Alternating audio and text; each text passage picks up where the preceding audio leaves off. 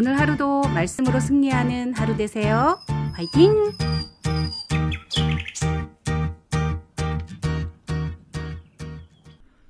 그때에 이스라엘 사람들이 기드온에게 이르되, 당신이 우리를 미디안의 손에서 구원하셨으니 당신과 당신의 아들과 당신의 손자가 우리를 다스리소서. 내가 너희를 다스리지 아니하겠고 나의 아들도 너희를 다스리지 아니할 것이요 여호와께서 너희를 다스리시리라. 내가 너희에게 요청할 일이 있으니 너희는 각기 탈취한 귀고리를 내게 줄지니라. 이는 그들이 이스마엘 사람들이므로 금 귀고리가 있었습니다. 무리가 대답하되, 우리가 즐거이 드리리이다 하고 겉옷을 펴고 각기 탈취한 귀고리를 그 가운데에 던지니, 기드온이 요청한 금 귀고리의 무게가 금 1700세겔이요 그 외에 또 조승달 장식들과 폐물과 미디안 왕들이 입었던 자색 의복과 또 그 외에 그들의 낙타목에 둘렀던 사슬이 있었더라. 기드온이 그 금으로 에봇 하나를 만들어 자기의 성읍 오브라에 두었더니 온 이스라엘이 그것을 음란하게 위함으로 그것이 기드온과 그의 집의 올무가 되니라. 미디안이 이스라엘 자손 앞에 복종하여 다시는 그 머리를 들지 못하였으므로 기드온이 사는 40년 동안 그 땅이 평온하였더라. 요아스의 아들 여룹바알이 돌아가서 자기 집에 거주하였는데 기드온이 아내가 많으므로 그의 몸에서 낳은 아들이 70명이었고 세겜에 있는 그의 첩도 아들을 낳았으므로 그 이름을 아비멜렉이라 하였더라. 요아스의 아들 기드온이 나이가 많아 죽음에 아비에셀 사람의 오브라에 있는 그의 아버지 요아스의 묘실에 장사되었더라. 기드온이 이미 죽음에 이스라엘 자손이 돌아서서 바알들을 따라가 음행하였으며 또 바알 브릿을 자기들의 신으로 삼고 이스라엘 자손이 주위의 모든 원수들의 손에서 자기들을 건져내신 여호와 자기들의 하나님을 기억하지 아니하며 또 여룹바알이라 하는 기드온이 이스라엘에 베푼 모든 은혜를 따라 그의 집을 후대하지도 아니하였더라.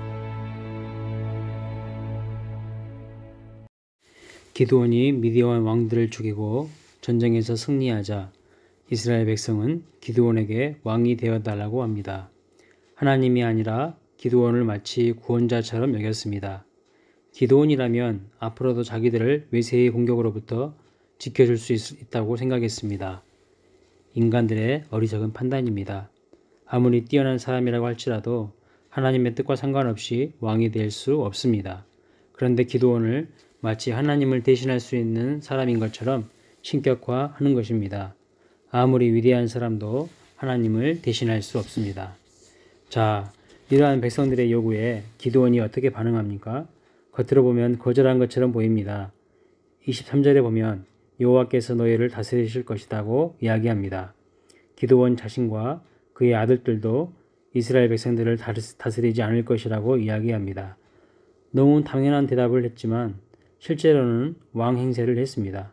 그는 왕처럼 백성에게 금과 폐물을 받았고 왕복을 취했으며 이방의 왕처럼 많은 아내를 두었고 무엇보다 자기 아들들의 이름을 아비멜렉이라고 지었습니다.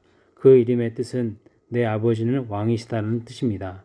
겉으로는 하나님이 너희의 왕이시다라고 말했지만 기드온의 내면 속에는 내가 왕이다라고 하는 욕망 덩어리가 들어있었습니다. 30절과 31절에 보면 기드온은 아내도 많았고 첩도 많았습니다. 아내가 낳은 자녀가 70명이나 되었습니다. 이것은 복을 받은 것이 아니라 기드온이 탐욕 덩어리가 되었다는 뜻입니다. 지도자의 위치에 있는 사람인데 나라를 돌볼 생각은 하지 않고 자기 욕망에 눈이 멀었다는 뜻입니다. 27절, 28절 말씀을 보면 기드온이 결국 자기를 높이다가 스스로 우상이 됩니다. 기드온은 백성들에게 얻은 금으로 에봇을 만들었습니다. 이 에봇은 대제사장이 입는 복장입니다. 그런데 기드온이 사사로이 에봇을 만들고 자기의 거주지인 오브라에 둔 것은 결코 옳은 행동이 아니었습니다. 당시 하나님의 성막은 실로에 있었기 때문에 실로가 예배의 중심지였습니다.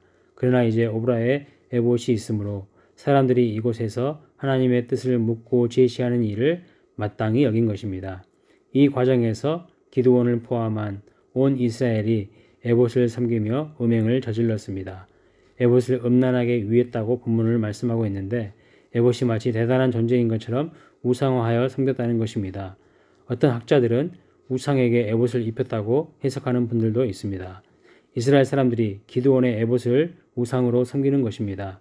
기드온의 에봇을 우상으로 섬겼다는 것은 결국 기드온을 우상으로 섬기게 만들었다는 것이죠. 기드온 자신도 스스로 이스라엘 백성들의 우상이 되었습니다. 기드온은 하나님의 명령에 따라 오브라에 있던 바알의 제단을 부수고 하나님의 제단을 만들었는데 이제는 자기 스스로 언약 공동체를 헐고 자기가 왕이 되고 싶은 마음에 우상 공동체를 만들고 있는 것입니다. 자기 아버지 집에 바알과 아세라 우상을 없애면서 시작한 그 기드온의 사역이 자기 집에 또 다른 우상을 세우면서 그의 인생은 급격하게 내리막을 향하게 됩니다. 기드온의 본질적인 문제가 무엇입니까? 초심을 다 잃어버렸다는 것입니다. 소심하고 겁 많은 기드온이 하나님의 은혜로 미디안을 무찌르고 승승장구할 수 있었는데 점차 하나님을 의지하려는 마음은 사라지고 자기가 왕이 되고자 하는 마음으로 변질된 것입니다. 에봇을 만드는 것도 기드온이 할 일이 아닙니다. 에봇은 대제사장이 입는 옷이고 그 옷을 만드는 것도 레위인들이 하는 일입니다. 그것은 하나님께서 정해놓으신 것인데 자기 마음대로 하나님의 말씀을 따르지 않고 자기 눈에 옳다고 여겨지는 대로 한 것입니다. 그것이 바로 죄입니다. 순종하는 것은 하나님의 말씀에 순종하는 것이죠. 자기 생각대로 자기 뜻대로 하는 것은 순종이 아닙니다. 37절부터 35절의 말씀을 보면 기드온이 죽게 됩니다. 그러자 이스라엘 백성들이 어떻게 행동합니까? 다시 하나님을 배역합니다. 또 다시 바알을 따라 음행하며 바알 브릿을 자기들의 신으로 삼았습니다. 바알 브릿은 언약의 바알이란 뜻으로 바알과 언약을 맺었다는 뜻입니다. 바알과 언약을 맺고 하나님을 버렸다는 것입니다. 34절에 보면 모든 원수들의 손에서 자기들을 건져내신 여호와 자기들의 하나님을 기억하지 않았다고 합니다. 이스라엘 백성들이 하나님을 의지적으로 거부했고 무관심한 것을 지적하고 있는 것입니다. 그리고 기드온이 이스라엘에게 베푼 은혜까지도 무시당합니다. 왜 기드온이 이렇게 되었을까요? 자기를 우상으로 숭배하게 만들었기 때문입니다. 하나님을 경외하는 사람들이 되게 하고 하나님께서 베풀어 주신 은혜를 알고 감사할 줄 아는 사람들이 되게 했다면 이스라엘 백성들은 끝까지 기드온을 존경하고 따라갔을 것입니다. 그러나 그는 자기가 왕이 되고자 하는 욕심에 따라서 자기를 우상으로 숭배하도록 한 것입니다. 오늘 우리는 어떻습니까? 내가 스스로 왕이 되어 있지는 않습니까? 하나님의 말씀이 어떠하든지 내 뜻대로 내 주장대로 살려고 하는 것이 바로 내가 왕이 되어 있다는 증거입니다. 우리 광일교회 모든 성도님들은 주님의 발 앞에 엎드려 쓰고 있는 왕관을 다 주님 앞에 내려놓을 수 있는 믿음의 백성들이 되시기를 주님의 이름으로 축원합니다.